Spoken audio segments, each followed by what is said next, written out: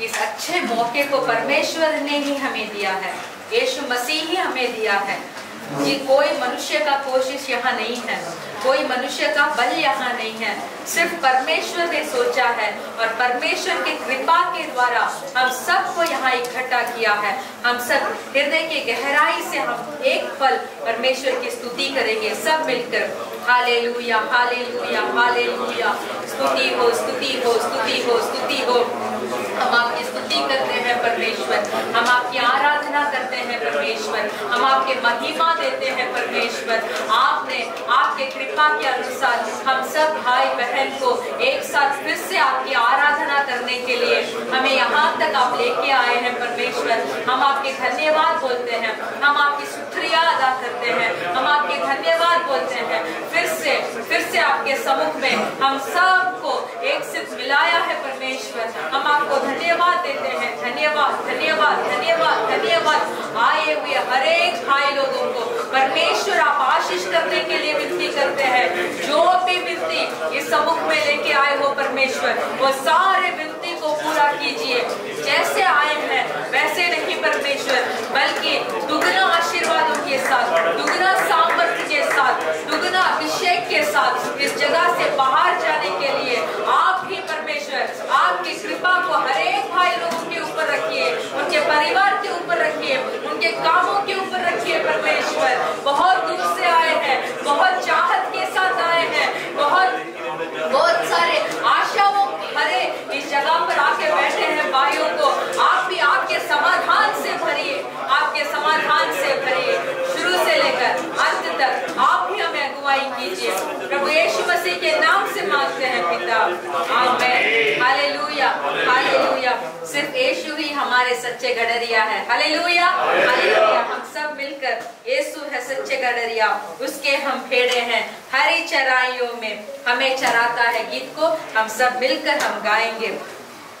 यीशु है सच्चे गडरिया, उसके हम भेड़े हैं, हरी चराइयों में हमें चराता है। यीशु है सच्चे गडरिया, उसके हम भेड़े हैं, हरी चराइयों में हमें चराता है। वादी पहाड़ों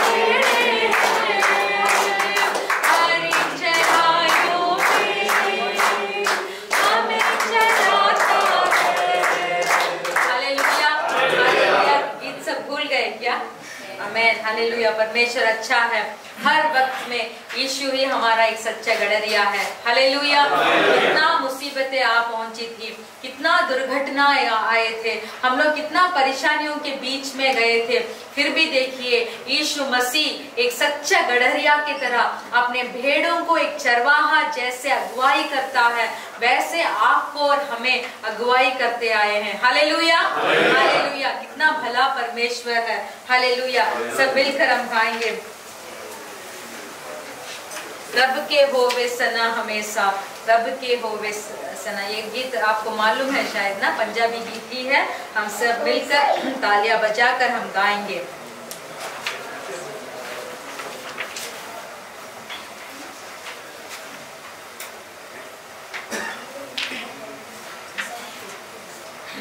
सॉरी, गीत यहाँ नहीं है। राजा यीशु आए हैं, सब मिलकर गाएंगे, ताली बजाएंगे, खुशियां मनाएंगे।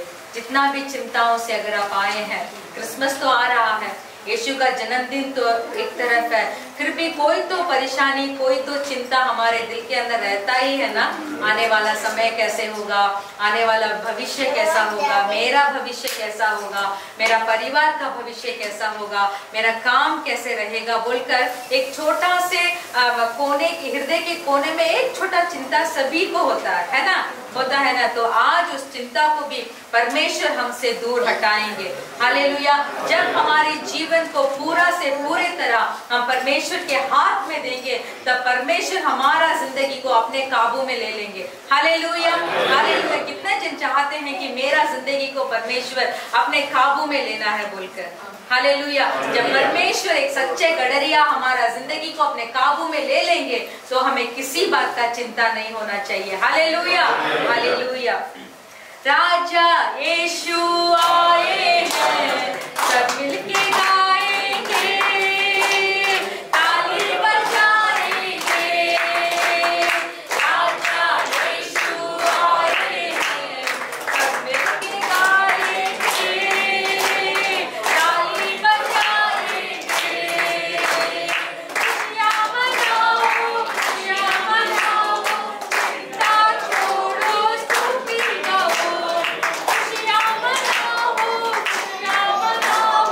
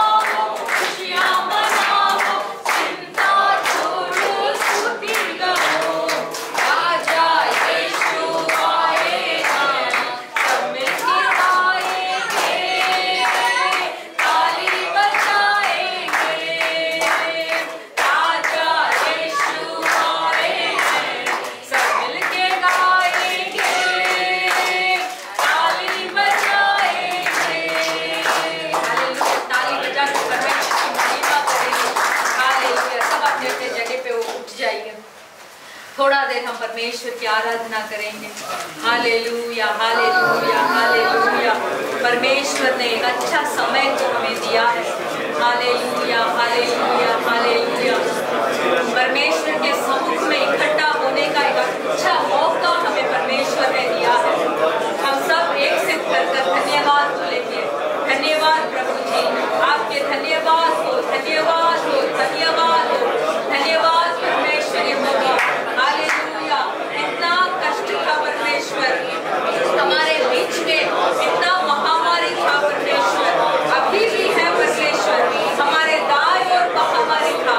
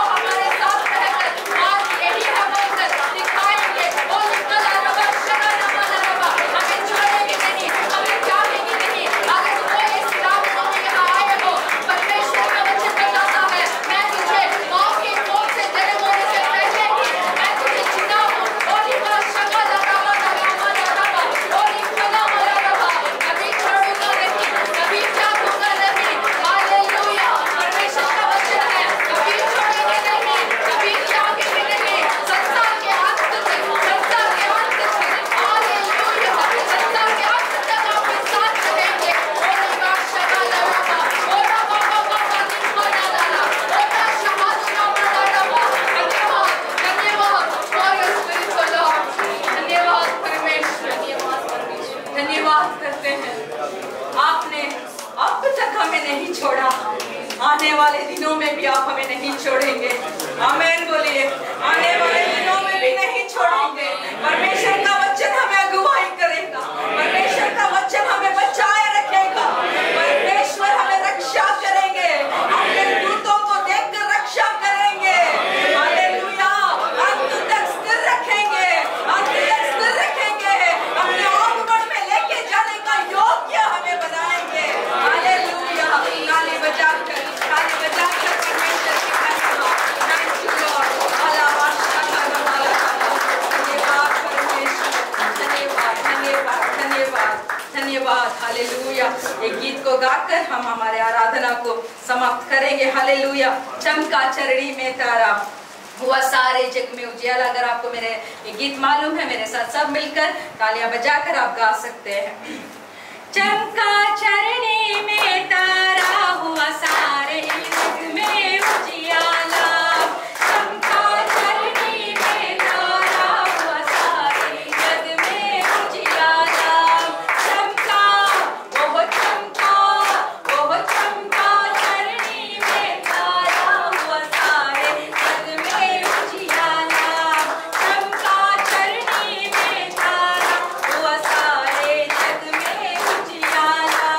धरती पे नाचो, जश्न मनाओ, शामें जलाओ, फूल खिलाओ।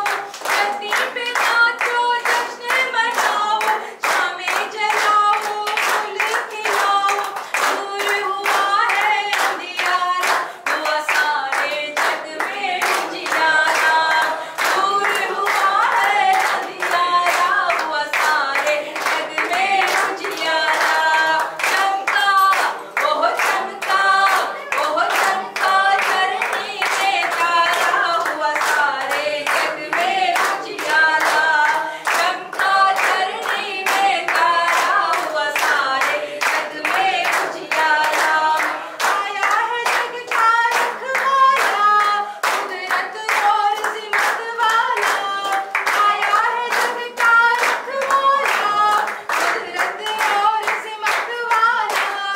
इसको है सब जग प्यारा, हुआ सारे जग में उजियाला।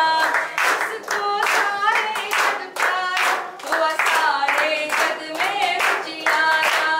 चमका, ओह चमका, ओह चमका चरणी में तारा, हुआ सारे जग में उजियाला। चमका चरणी में तारा, हुआ सारे जग में उजियाला। Hallelujah, hallelujah. जब परमेश्वर हमारे दिल में पैदा होते हैं, तब हमारा जीवन का सब अंधियारा उजियाला में बदल जाता है। Hallelujah, hallelujah. परमेश्वर आशीष करेंगे। आप सब बैठ जाइए। हम हमारे हाथ में जो भजन संगीता है, वो भजन संगीता का 124वां भजन संगीता हम पढ़ेंगे। Psalms 124। आमेन, हालेलुया। अपने हाथ में बाइबल है तो आप निकाल सकते हैं। भजन संगीता 124वां अध्याय हम सब मिलकर एक से पढ़ेंगे। परमेश्वर अपने लोग का रक्षा। इज़राइल यह कहे कि यदि हमारी ओर यहोवा ना होता, यदि यहोवा उस समय हमारी ओर ना होता, जब मनुष्य ने हम पर चढ़ाई की, तो वे हमको उसी समय जीवित निगल जाते जब उनका क्रोध हम पर भड़का था। हम उसी समय जल में डूब जाते और धारा में बह जाते। उमड़ते जल में हम उसी समय ही बह जाते। धन्य है यहोवा जिसने हमको उनके दांतों तले जाने ना दिया। हमारा जीव पक्षी के समान चिड़िमार के जाल से छूट गया। जाल फट गया, हम बच निकले। यहोवा जो आकाश और पृथ्वी का करता है, हमारी सहायता उसी के नाम से होती है। Hallelujah, hallelujah. इसका पहले दो वचन देखिए कि यदि हमारी ओर यहोवा ना होता। आप ऐसे बोल के देखिए कि मेरा ओर अगर यहोवा ना होता, तो उसका आने वाला जो है वो आप ही को मालूम हो जाएगा कि यहोवा अगर हमारे पास हमारे साथ ना होते तो हमारा हाल कैसे होता, है ना। तो परमेश्वर ने अब तक हमें रक्षा किया है। तो इस भजन संगीता को घर में भी जाकर आप पढ़िए। हम सब हाथ उठाकर, आंखें बंद कर कर हम परमेश्वर से इस अच्छे भजन संगीता के लिए हम धन्यवाद बोलेंगे। धन्यवाद, धन्यवाद। हाँ परमेश्वर यहोवा, अगर आप हमारे ओर नहीं होते, अगर यहोवा आप हमारे ओर नहीं होते, तो हम कभी ही कोई मनुष्य के द्वारा हम निगल किया जाते परमेश्वर। फिर भी आपने आपके कृपा के द्वारा हमें रक्षा किया है। आकाश और पृथ्वी के कर्ता करने वाला परमेश्वर, आपने आपके हाथों के रचाया हुआ इस मनुष्यों को आप रक्षा करते हुए आए हैं। हम धन्यवाद बोलते हैं इस अच्छे भजन संगीता के लिए। धन्यवाद परमेश्वर यीशु के नाम से मांगते हैं पिता, आमीन, हालेलुया। कोई गाना चाहते हैं तो आकर आप गा सकते हैं।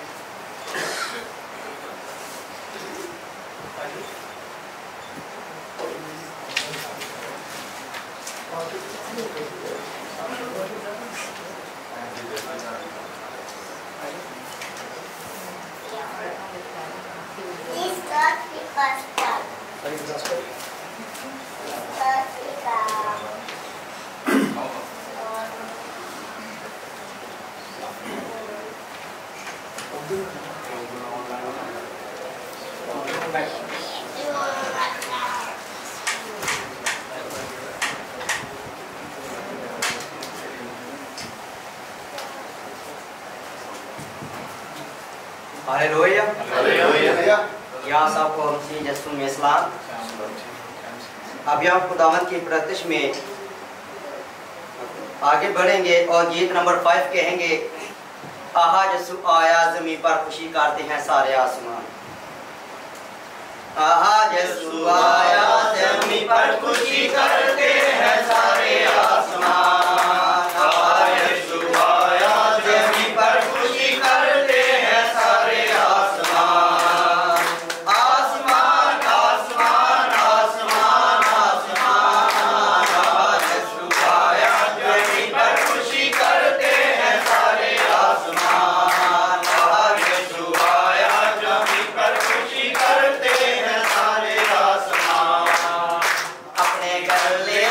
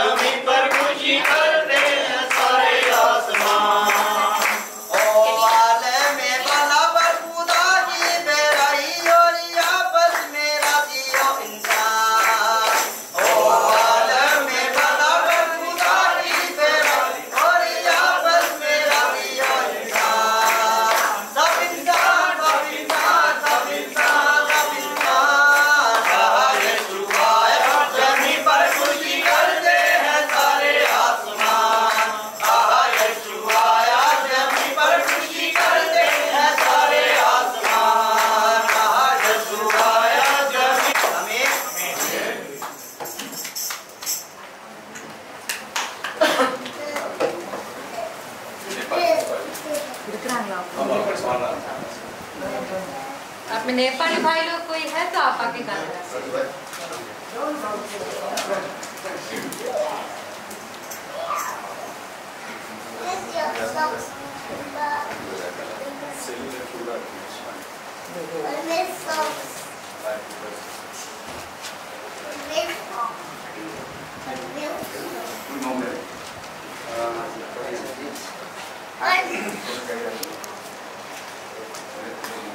सबको जय मसीह। हम लोग नेपाली भी गाएंगे। कैसे लग?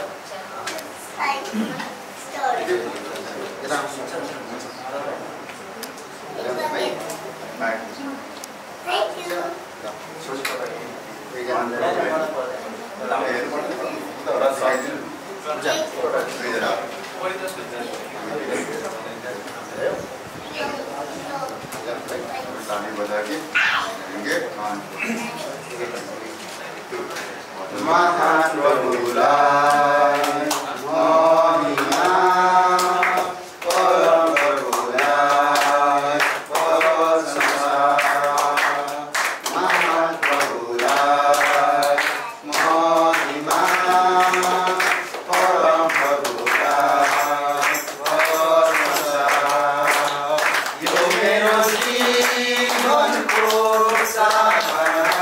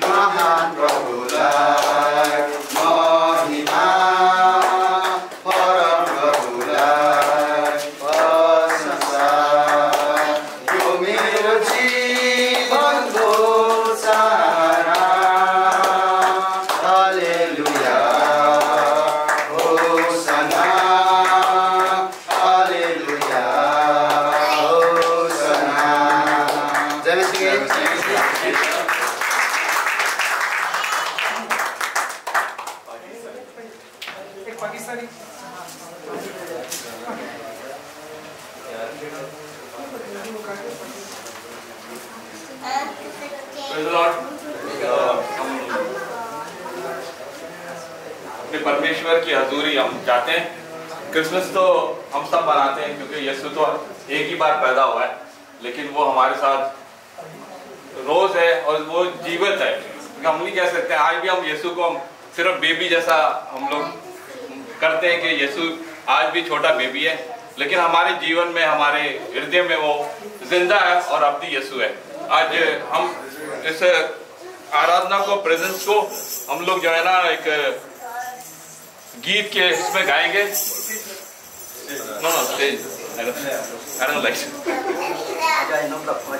तो हम ना उसकी सिर्फ एक प्रेजेंस को अपने अंदर रखेंगे। तो जैसे एक कुम्हार मिट्टी को गूंथता है और वैसे ही जो है ना वो तराश के हम लोग को बनाता है। तो मैं गीत गाऊंगा, गीत नंबर 82 है। छू खुदा रू मुझे छू, मिट्टी को कुम्हार जैसे हाथों से अपने संवारे, मिट्टी को कुम्हार जैसे हाथों से अपने संवारे, यूं ही कलामे खुदावन गूंथे हमें और संवारे, यूं ही कलामे खुदावन गूंथे हमें और संवारे। ले मुझे मुझे ले मुझे मुझे मेरी जान को, मेरी रूह को, मेरे बदन को छू, मेरी जान को, मेरी रूह को, मेरे बदन को छू, मुझे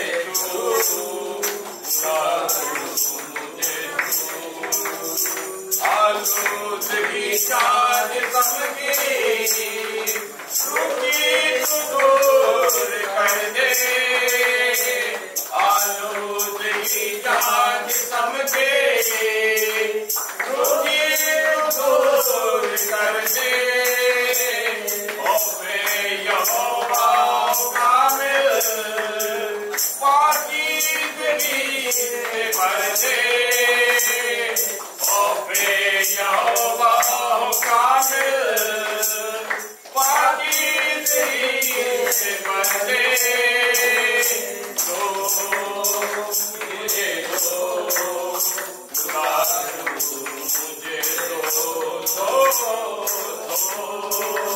मुझे दो खुदा, मुझे दो मेरी जान को, मेरी रूह को, मेरे बदन को छू, मेरी जान को, मेरी रूह को, मेरे बदन को छू,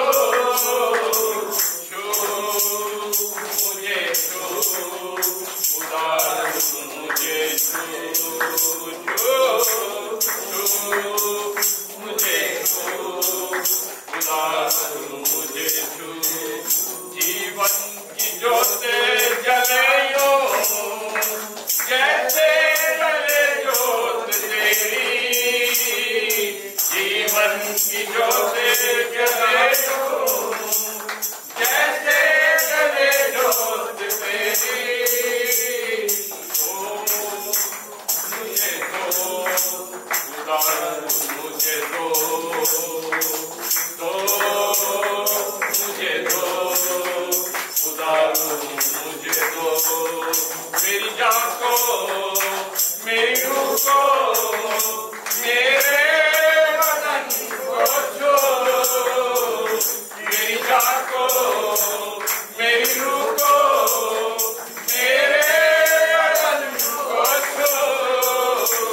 छू, हमें छू खुदा, मुझे छू। सब साइलेंट हो जाए, हमें छू, तालियां कोई नहीं बजाएगा। खुदा हमें छू, खुदा हमें छू, खुदा हमें छू। Oh, we love you, Lord. We worship you, Lord. Hallelujah, hallelujah, hallelujah.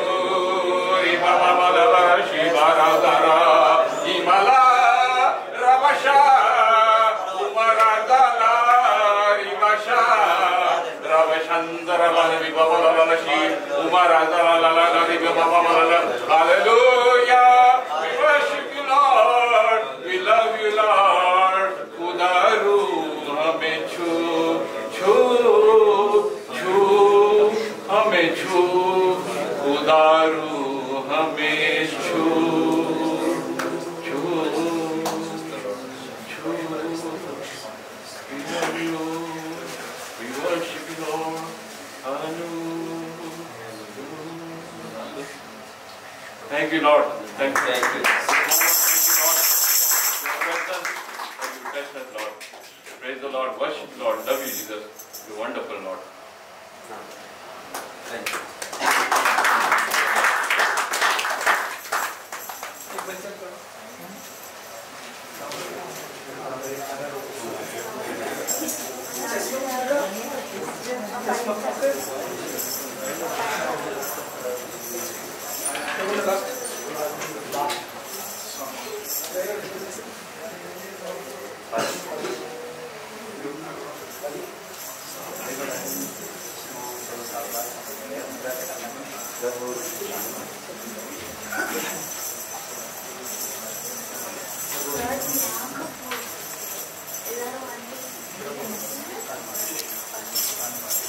Hallelujah हालेलुया हालेलुया हालेलुया। और परमेश्वर की महिमा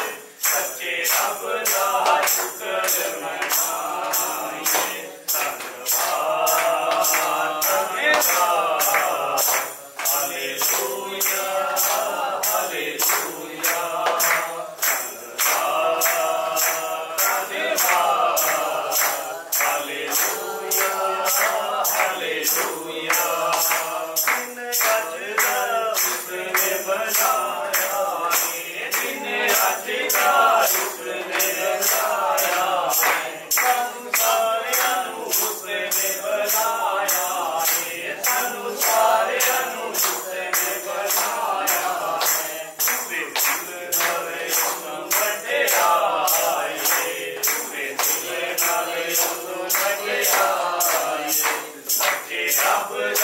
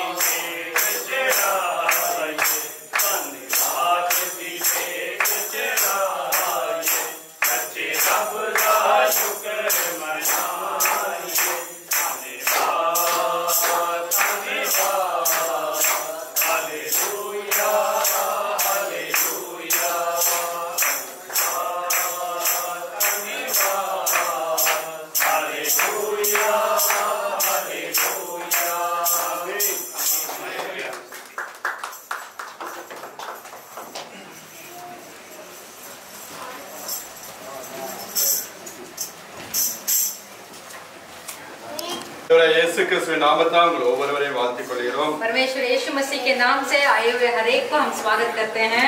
நெருக்கி 2 வருஷம் இதுக்கு எல்லாம் நாம் மீட் பண்ணி लगभग 2 साल हो चुके हैं हम लोग एक दूसरे से मिले हुए. ஆண்டவருடைய பெரிதான கிருபையினாலே இந்த நாட்கள் நாம் எல்லாம் ஒன்று கூடி இருக்கிறோம். परमेश्वर की बहुत बड़ा कृपा से आज के दिन हम सब यहाँ इकट्ठे हुए. हालेलुया. கர்த்தர் தேவன் மீண்டுமா நம்மை கூட்டி சேர்ப்பார் என்று சொல்லி நான் விசுவாசிக்கிறேன். मैं ये विश्वास करता हूँ कि परमेश्वर फिर हम सबको एक साथ मिलाकर उनकी आराधना करने के लिए मदद करे. எத்தனை பேருக்கு அப்படிப்பட்ட ஒரு ஆசை இருக்கு? आप में कितने को इतना ये आशा है कि हम सब मिलकर आराधना करना है बोलकर? हालेलुया. சபையாக ஒன்று கூடி एक कलीसिया एक साथ मिलकर நாம் தேவனை ஆராதிக்க வேண்டும். हम परमेश्वर की आराधना करना चाहिए. நாம் வீடுகளில் ஆராதிக்கிறோம். हम घर में आराधना करते हैं. எங்கெங்கே ஆராதிக்கிறோம். जहाँ कहीं जगह मिलता है वहाँ हम आराधना करते हैं. சபை என்றால் फिर भी कलीसिया क्या होता है? பரிசுத்தவான்களின் கூடுகை. वो एक पवित्र लोगों का एक साथ इकट्ठा होना है. இயேசு கிறிஸ்துவின் இரத்தத்தால் கழுவப்பட்ட ஒவ்வொரு பிள்ளைகளும் यीशु मसीह के लहू के द्वारा धोए गए हर एक लोग ஒன்று கூடுகிற இடம்தான் சபை.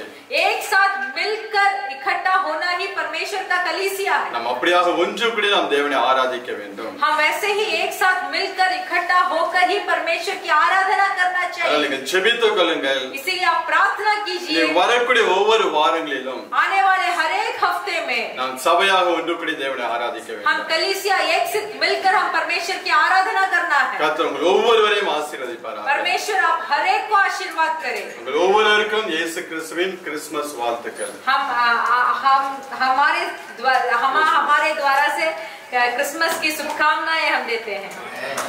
हालेलुया. நமக்கு நேரம் மிகவும் கம்மியாக இருக்கிறது. हमारे लिए समय बहुत कम है. அத ஒரு சில வசனங்களை நாம் தியானித்து நாம் ஜெபித்து நாம் கடந்து செல்ல போகிறோம். इसीलिए एक वचन को हम ध्यान कर हम यहाँ से जाएंगे. நாம் வாசிக்கலாம் மத்தேயு எழுதின சுவிசேஷம் 1ஆம் அதிகாரம். हम पढ़ेंगे मत्ती सुसमाचार का पुस्तक का पहला अध्याय 21 முதல் 23 வரை உள்ள வசனங்களை ஹிந்தியில வாசிக்கலாம். 21 से लेकर 23 वचन तक हम पढ़ेंगे. वह पुत्र जनेगी और तू उसका नाम यीशु रखना, क्योंकि वह अपने लोग का उनके पापों से उद्धार करेगा. यह सब इसीलिए हुआ कि जो वचन प्रभु ने भविष्यद्वक्ता के द्वारा कहा था वह पूरा हो. देखो, एक कुंवारी गर्भवती होगी और एक पुत्र जनेगी और उसका नाम इमानुएल रखा जाएगा, जिसका अर्थ है परमेश्वर हमारे साथ. हालेलुया. हालेलुया. தேவன் நம்மோடு இருக்கிறார். परमेश्वर हमारे साथ है. இம்மானுவேல் என்றால் इमानुएल का मतलब है தேவன் நம்மோடு இருக்கிறார் என்று சொல்லி அர்த்தம். परमेश्वर हमारे साथ है. அதை குறித்து தான் தேவதூதன் சொப்பனத்திலே யோசேப்புக்கு காரியங்கள் சொல்லிக் கொண்டிருக்கிறார். तो इसी के बारे में स्वर्गदूत ने यूसुफ के स्वप्न के द्वारा बताया.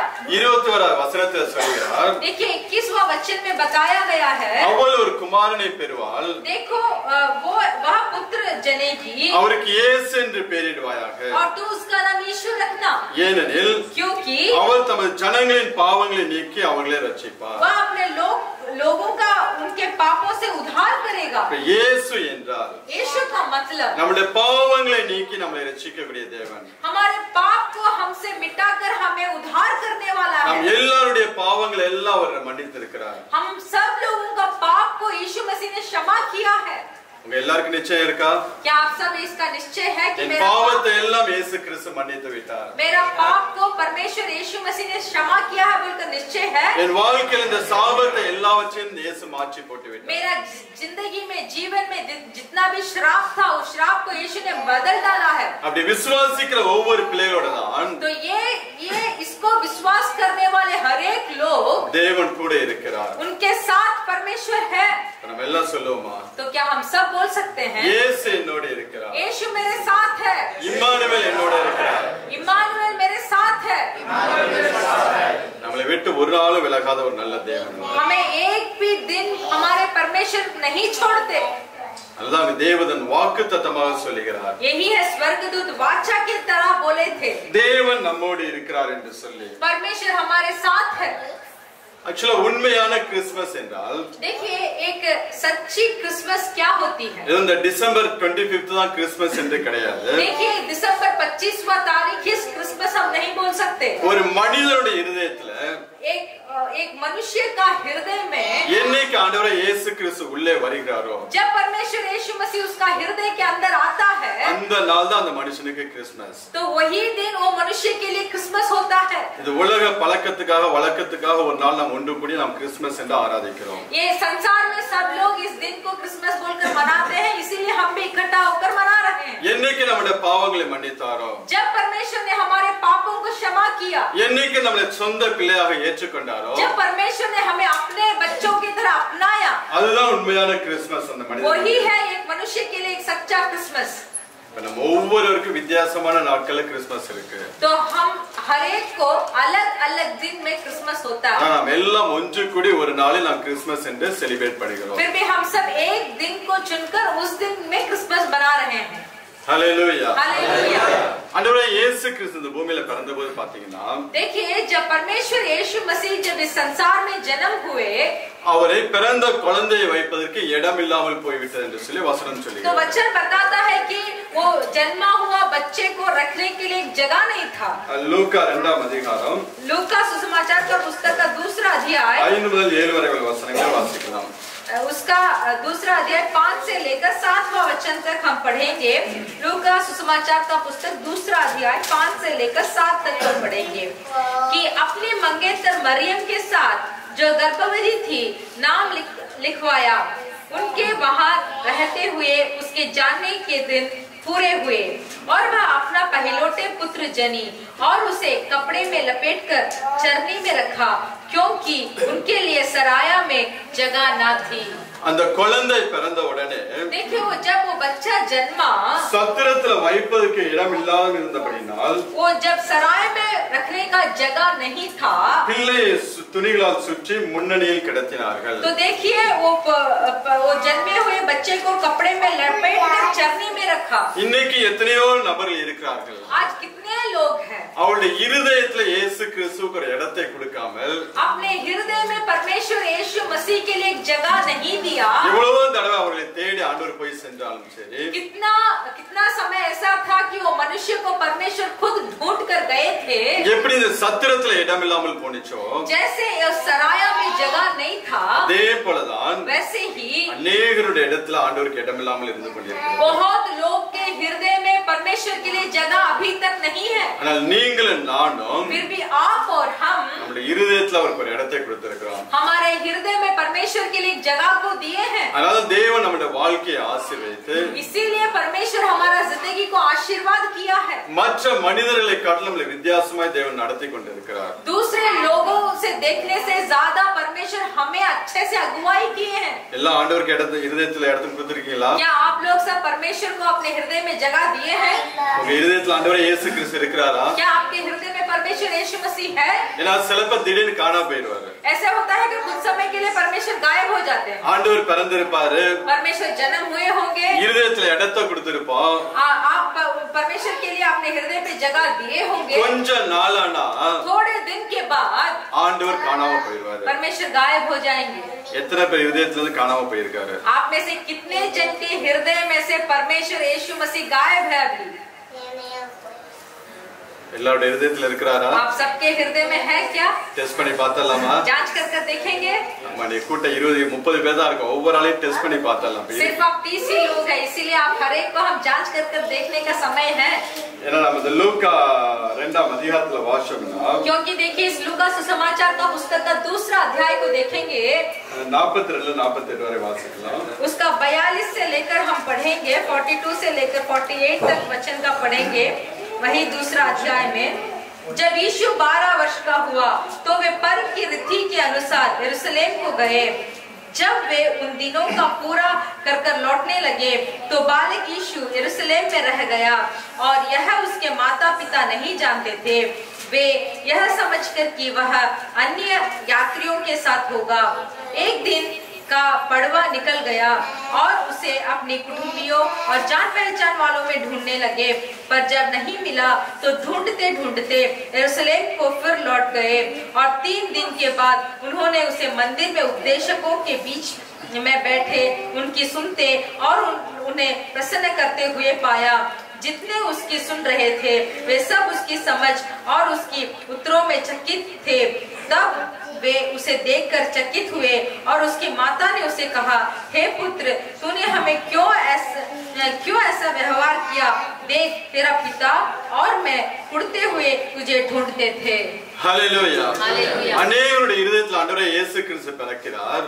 बहुत लोगों के हृदय में तो परमेश्वर यीशु मसीह जन्म लेते हैं। சில நாட்கள் சில வருஷங்கள் ஆனதுக்கு அப்புறம் कुछ दिनों के बाद या तो कुछ वर्ष के बाद அவர் காணாமல் போய் விடுகிறார்। परमेश्वर यीशु मसीह गायब हो जाते हैं। 43வது வசனத்துல சொல்லுகிறது, यहाँ 43 का वचन में देखिए, பண்டிகை நாட்கள் முடிந்து திரும்பி வருகிற போது जब पर्व का समय खत्म हो चुका था, பிள்ளையாகிய இயேசு எருசலேமில் இருந்து விட்டார்। वो जो बच्चा यीशु मसीह थे तो वो यरूशलेम में रह गए। இது அவருடைய தாயாருக்கும் யோசேப்புக்கும் தெரியாது இருந்தது। ये यीशु मसीह का माता और यूसुफ को मालूम नहीं था। अनेक சகோதரர்கள் நாம் கேட்டோம் என்றால், बहुत भाइयों के पास अगर हम पूछेंगे ஜெபிக்கிறீங்களா என்று கேட்டோம் என்றால், क्या प्रार्थना कर रहे हैं बोलकर पूछेंगे तो 5 நிமிஷம் 10 நிமிஷம் ஜெபிக்கிறோம் என்று சொல்லுவார்கள்। वो लोग बोलेंगे कि हाँ, मैं तो 5 मिनट या 10 मिनट तो प्रार्थना करता हूँ। ஏன் ஆராதனைக்கு வரவில்லை என்று கேட்டோம் என்றால், अगर हम उनसे पूछेंगे कि आप क्यों आराधना में नहीं आए, ஏதாவது காரணங்களை சொல்லுவார்கள்। कोई तो ऐसे बातें बताते हैं। ஃப்ரெண்ட்ஸ் வந்துட்டாங்க, बोलेंगे कि मेरा दोस्त आया था, ட்ரெஸ் எல்லாம் வாஷ் பண்ண வேண்டியிருக்கு, कपड़ा धोने का था, ஏதாவது காரணங்களை சொல்லி விடுவார்கள்। कोई तो कारण बता देते हैं। அவங்களுக்கே தெரியாது, उन्हीं को मालूम नहीं है, அவங்க உள்ளுக்குள்ள இருந்த இயேசு கிறிஸ்து காணாமல் போய்விட்டார் என்று वो சொல்லி। भाइयों को मालूम नहीं है कि ऐसे कारण बताते वक्त उनके अंदर जो परमेश्वर यीशु है वो गायब हो चुके हैं। ஆண்டவர் இயேசு கிறிஸ்து தாயாருக்கும் தகப்பனாருக்கும் தெரியாமல் போய்விட்டது। यीशु मसीह के माता और पिता को उन्हें नहीं मालूम था। அவர் எருசலேமில் இருந்து விட்டார் என்று சொல்லி, वो यरूशलेम में ही रह चुके थे बोलकर यीशु मसीह का माता पिता को नहीं मालूम था। लेकिन अनेकருடைய வாழ்க்கையிலும் அப்படிதான் இருந்து கொண்டிருக்கிறது। आज बहुत सारों का जिंदगी जीवन भी ऐसे ही है, உங்களுக்கே தெரியாது आपको मालूम नहीं அவர் எங்கே இருந்து கொண்டிருக்கிறார், परमेश्वर कहाँ है बोलकर आपको मालूम नहीं। அதனால ஒவ்வொரு நாளும் நாம் தேவ சமூகத்துல போய் इसीलिए प्रतिदिन हम परमेश्वर के सम्मुख में जाकर நாம் அவர் சமூகத்துல நேரங்களை செலவு பண்ணுகிற பிள்ளைகளாக இருக்க வேண்டும்। परमेश्वर के सम्मुख में हमें समय को बिताना है। அவங்க நினைச்சாங்க அவர் பிரயாணக்காரர் கூட்டத்துல எங்கேயாவது இருந்து கொண்டிருப்பார் என்று சொல்லி। देखिए, यीशु मसीह का माता और पिता सोचे कि यीशु मसीह तो कोई यात्रियों के साथ होंगे बोलकर, ஆனால் எங்கேயும் அவர் காணவில்லை। फिर भी वो ढूंढते ढूंढते उन्हें पता नहीं था। நம்மளுடைய வாழ்க்கையிலும் தான் அப்படி ஆகிவிடும்। हमारे जीवन भी ऐसे ही हो जाएगा। நாம் ஒவ்வொரு நாளும் ஆண்டவரை தேடாமல் போனோம் என்றால், अगर हम प्रतिदिन परमेश्वर को नहीं ढूंढेंगे அவர் நம்முடைய இருதயத்தை விட்டு தூரமாய் போய் விடுவார்। तो परमेश्वर यीशु मसीह हमारा हृदय से बहुत दूर हो जाएंगे। நம்ம நினைச்சுக்கிட்டு இருப்போம் ஆண்டவர் உள்ளே இருந்து கொண்டிருக்கிறார்। हम सोचते रहेंगे कि हाँ, परमेश्वर तो मेरा हृदय में है। நம்முடைய வாழ்க்கையில ஒரு பிரச்சனை பாடுகள் வரும்போது, अगर हमारा जीवन में कुछ परेशानियां आ जाती है அப்பதான் நாம் நிலைமை தடுமாறி போய் விடுகிறோம்। तब हम डगमगा जाएंगे। ஏனென்றால் क्यों? தேவன் நமக்குள்ள இருந்தால், अगर परमेश्वर हमारे हृदय के अंदर होंगे, எந்த புயல் காற்று அடிச்சாலும் ஒண்ணு நமக்கு அசையாது। जितना भी आंधी आने दीजिए वो हमें नहीं हिलाएगा।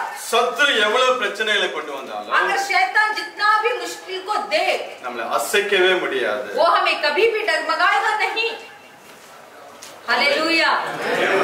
இன்னைக்கு நீங்க எப்படி இருக்கீங்க? आज आप लोग कैसे हैं? ஒரு பிரச்சனை வரும்போது, अगर एक मुश्किल आपके जिंदगी में आती है, அந்த பிரச்சனையை எதிர்த்து போராடுறீங்களா, क्या वो मसला के विरुद्ध आप खड़े होकर जंग लड़ते हैं, இல்ல விட்டு ஓடுகிற பிள்ளைகளாக இருக்கிறீங்க? नहीं तो वो परेशानी को देखकर डर कर भागते हैं? உங்களுக்குள்ள ஆண்டவரே இயேசு கிறிஸ்து இருந்தார் என்றால், अगर परमेश्वर यीशु मसीह आपके हृदय के अंदर रहेंगे நீங்கள் ஒரு நாளும் அதை பத்தி கலங்கவே மாட்டீங்க। तो वो मसला को देखकर और परेशानियों को देखकर आप कभी घबराएंगे नहीं, தேவன் நமக்கு வாக்குத்தத்தம் பண்ணியிருக்கிறார்। क्योंकि परमेश्वर हमें वाचा दिए हैं। இம்மானுவேல் தேவன் நம்மோடு கூட இருப்பார் என்று ये वाचा ये है कि वो इमानुएल है और वो इमानुएल हमारे साथ है। நாம் அவரை தேடாதனாலதான் हम परमेश्वर को नहीं ढूंढते हैं। அவர் எங்கே இருக்கிறார் என்று சொல்லி திரும்பி வந்த வழியாய் திரும்பி அவரை தேடி போக ஆரம்பித்து விட்டார்கள்। तो इसीलिए देखिए, यीशु के माता पिता को यीशु कहाँ है बोलकर नहीं है, इसीलिए जहाँ छोड़कर आए थे वहीं फिर से जा रहे हैं। ஒரு மனுஷனுடைய இதயத்தில் ஆண்டவரே இயேசு கிறிஸ்து இருக்கிறார் என்றால் अगर एक मनुष्य के हृदय में परमेश्वर यीशु मसीह है तो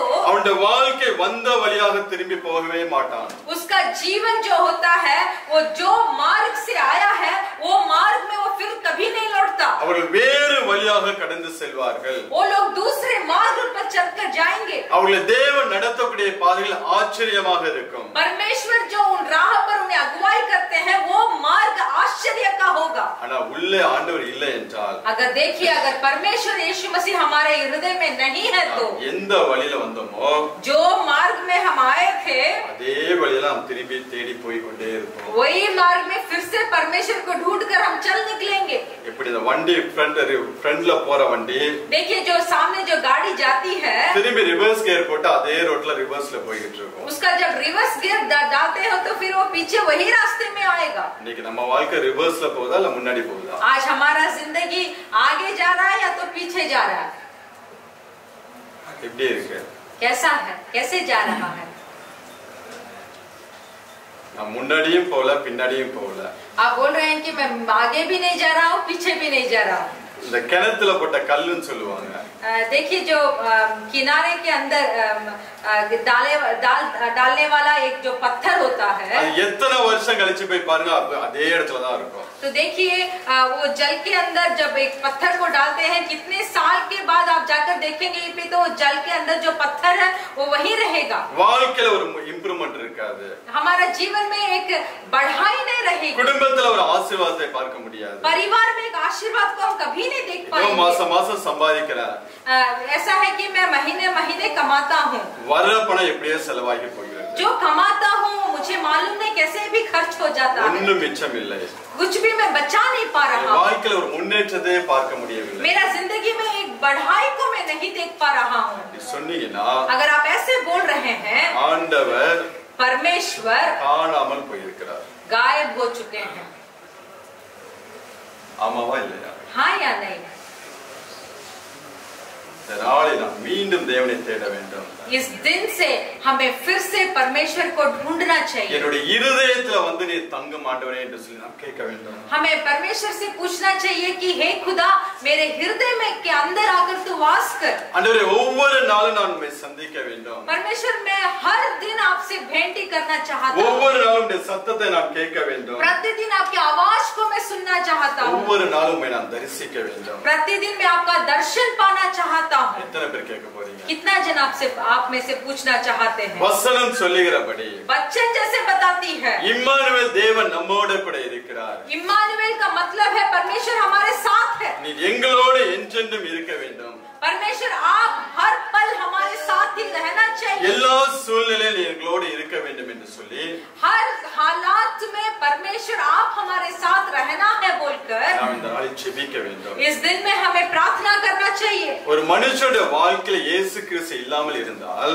अगर एक मनुष्य का जिंदगी में यीशु मसीह नहीं है तो அவனுடைய வாழ்க்கையில இழப்பு மேல இழப்புகள் வந்து கொண்டிருக்கும். उसके जिंदगी में घटी के ऊपर घटी आते रहेगी. நாம் வாசிக்கலாம் யோவான் 11ஆம் அதிகாரம் हम पढ़ेंगे यूहन्ना सुसमाचार का पुस्तक का 11 अध्याय 20-21 வசனங்களை வாசிக்கலாம். யோவான் 11:20. यूहन्ना का पुस्तक 11 अध्याय उसका 20 और 21 को हम पढ़ेंगे. जब मार्था ने यीशु के आने का समाचार सुना तो उसे भेंट करने को गई, परंतु मरियम घर में बैठी रही. मार्था ने यीशु से कहा, हे प्रभु, यदि तू यहाँ होता तो मेरा भाई कदापि ना मरता.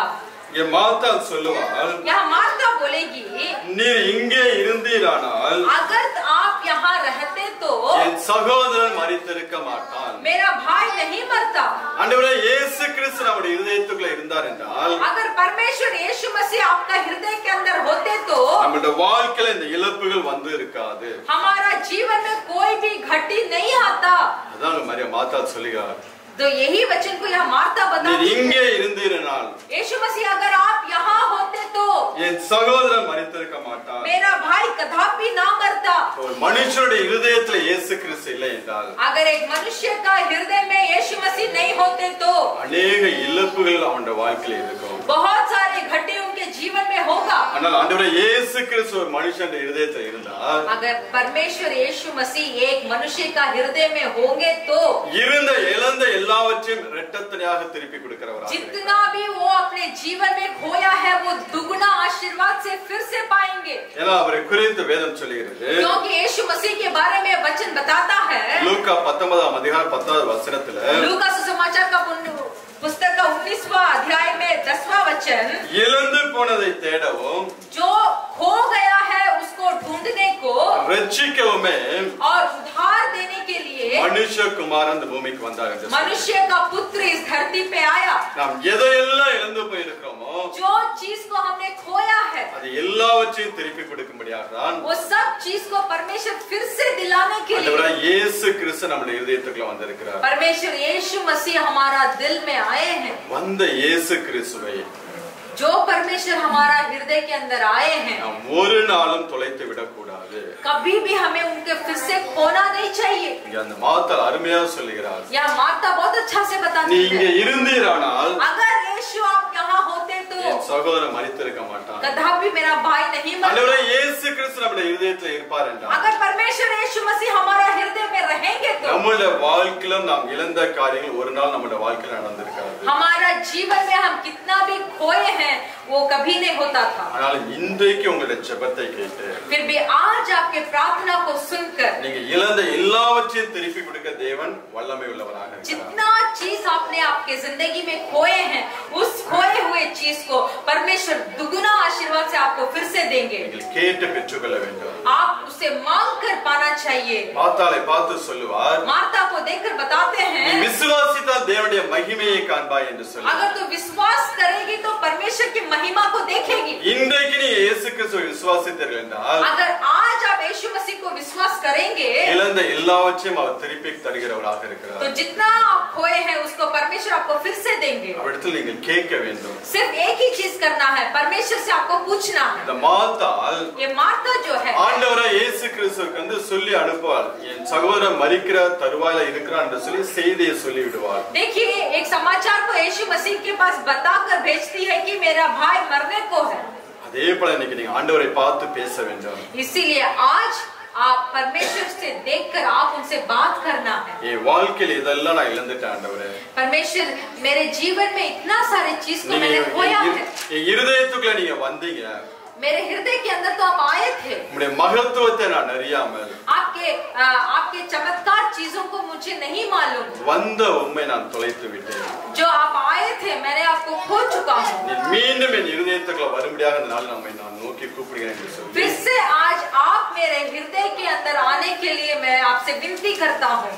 நீங்க சொன்னீங்கன்னா अगर ऐसे आप बताएंगे तो இன்றைக்கும் ஆண்டவர் உங்களுடைய இருதயத்துல வந்து आज परमेश्वर आपके हृदय के अंदर आएंगे। நீங்க இழந்த எல்லாவற்றையும் திருப்பி தருகிறவராக இருக்கிறார்। जितने को आप खोए हैं परमेश्वर उसको आपको फिर से देंगे। அதனால ஆண்டவரை பார்த்து நீங்க ஜெபம் பண்ணுங்க। इसलिए परमेश्वर से आप प्रार्थना இந்த कीजिए। ஆண்டவரை பார்த்து நீங்க பேசுங்க। इस परमेश्वर को देखकर आप बात कीजिए। வண்டியில போகும்போது, गाड़ी में जाते वक्त, நீங்க வேலை பார்க்கும்போது, जहाँ आप काम करते நீங்க हैं, படுத்து தூங்கும்போது जब आप सो रहे हैं, உங்களுடைய இருதயம் தேவனோடு எப்பொழுதும் பேசிக்கொண்டே இருக்க வேண்டும்। आपका हृदय परमेश्वर के साथ हर वक्त बात करते रहे। போன் எடுத்தா மணி கணக்கா பேசுறீங்க பாத்தீங்களா? जब आप फोन को लेते हैं तो घंटे बात करते हैं।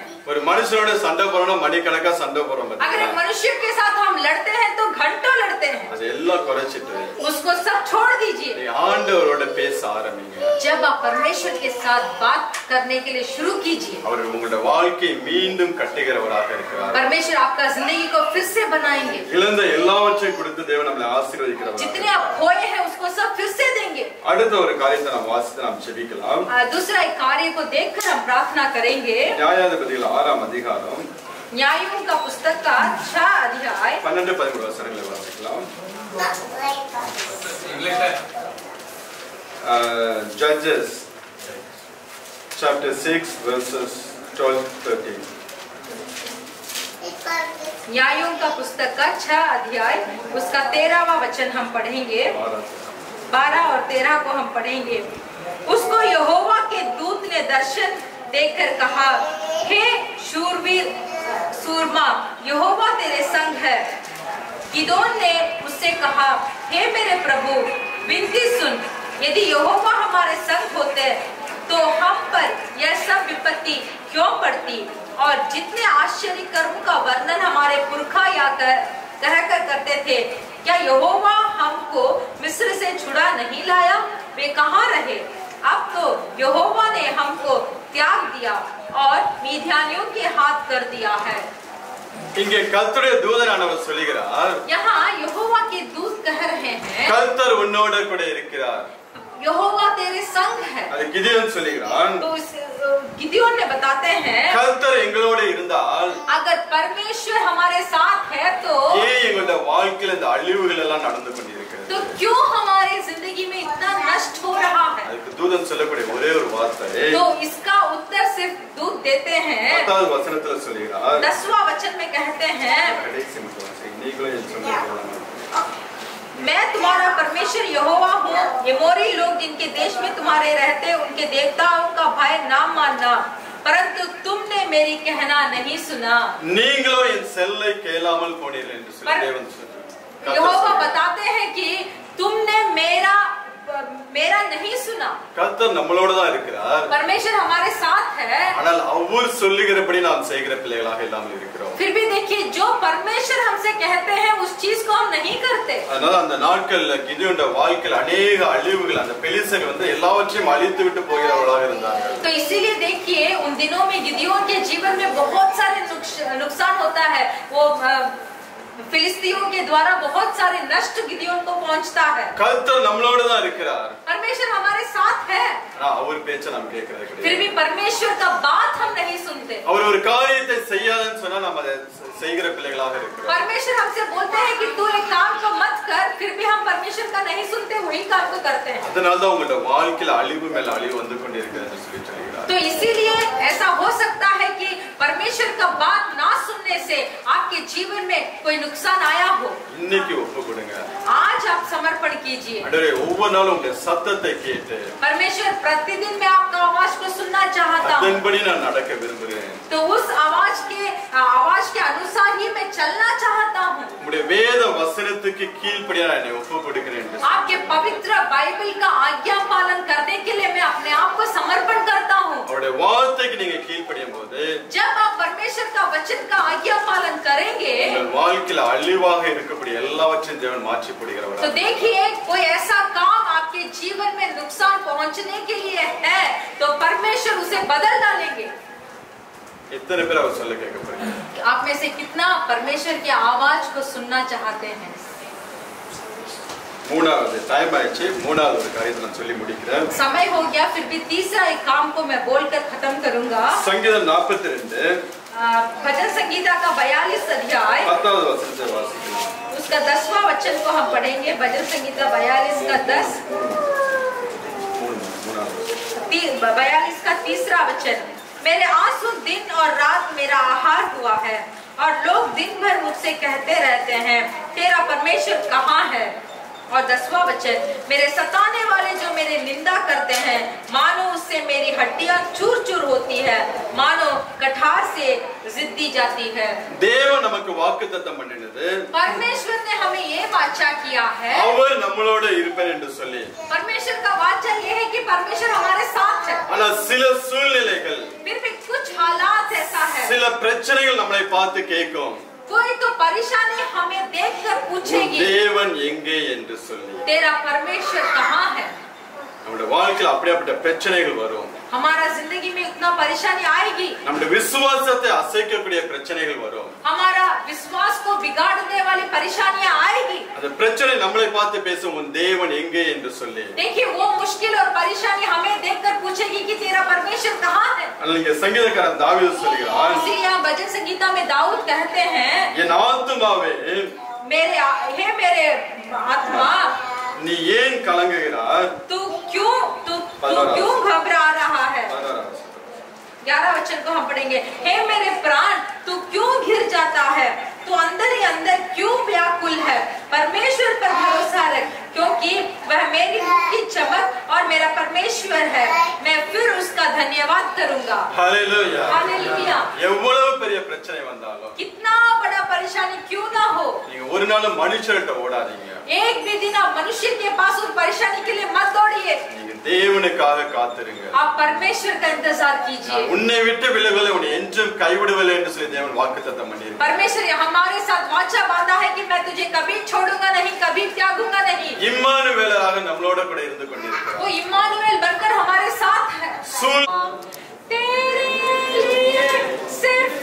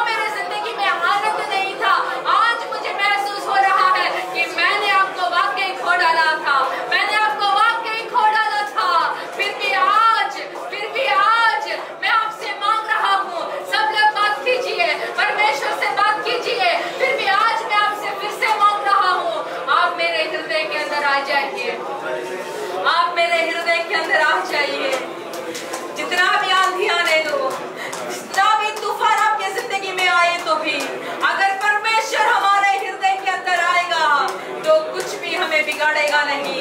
अगर परमेश्वर इम्मानुएल बनकर हमारे साथ रहेंगे, हालेलुया, वो जितना भी बड़े गोलियत रहने दीजिए, वो हमारा कुछ नहीं बिगाड़ सकता, क्योंकि पवित्र आत्मा का सामर्थ हमारे अंदर है, यीशु मसीह का सामर्थ हमारे अंदर है। परमेश्वर इम्मानुएल बनकर हमारे साथ है, परमेश्वर का वाचा हमारे साथ है। हालेलुया, हालेलुया, हालेलुया। हम सब मिलकर प्रार्थना करेंगे। धन्यवाद पवित्र परमेश्वर, ये अच्छे वचन के लिए धन्यवाद। हम तो ऐसे ही क्रिसमस मना रहे थे, फिर भी आज एक अच्छे क्रिसमस, या तो क्रिसमस का मालूम हमें पड़ा कि जब आप हमारे हृदय में जन्म होते हैं तो हर एक के लिए वो क्रिसमस ही रहता है। परमेश्वर हालेलुया, आज से हम एक निर्णय लेते हैं कि प्रतिदिन हम आपको ढूंढेंगे, प्रतिदिन हम आपसे बात करेंगे, प्रतिदिन आपका वचन को पढ़ेंगे, सही मार्ग पर चलेंगे, क्योंकि आपका आगमन बहुत करीब है, आप जल्दी ही आने वाले हैं। आप जब आएंगे तब हम आपके आगमन में हमें भाग लेना है। परमेश्वर इसका योग्य हमें बनाइए। हर एक भाइयों को आप आशीष कीजिए। आज से हर एक भाई आपके सम्मुख में बैठकर आपको ढूंढने का सामर्थ से आप भरिए। उनके परिवार को आशीष कीजिए, उनके बच्चे लोगों को आप आशीष कीजिए, परिवार के जरूरतों को आप पूरा कीजिए। परिवार में जो कोई बीमारी है, नासरी यीशु के नाम से आज एक छुटकारा होने के लिए हम मांगते हैं। परमेश्वर जो भी घटी उनके जीवन में आई हो, हम नासरी यीशु के नाम से मांगते हैं, वो घटी दुगना आशीर्वादों से भरे। परमेश्वर हालेलुया, वो काम करने वाले जगह में वो एक गवाही बनकर जिए, यीशु मसीह का गवाही बनकर जिए। हालेलुया, आप भी उन्हें आशीष कीजिए, आशीष कीजिए। एक परिपूर्ण समाधान से हर एक खाए हुए भाई लोगों को, उनको परिवार को भरिए। यीशु मसीह के नाम से मांगते हैं पिता। கர்த்தர் இயேசு கிறிஸ்துவின் கிருபையும் प्रभु यीशु मसीह का कृपा, பிதாவாகிய தேவனுடைய அன்பும் पिता परमेश्वर का प्रेम பரிசுத்த ஆவியின் அன்யோன்ய ஐக்கியம் और पवित्र आत्मा का सौभाग्यता இன்றும் இன்று நம் அனைவரோடு கூட இருப்பதாக। आज और हर पल हमारे साथ होते रहे। ஆமென் आमेन। हालेलुया हालेलुया। हालेलुया हालेलुया। जय मसीह जय मसीह।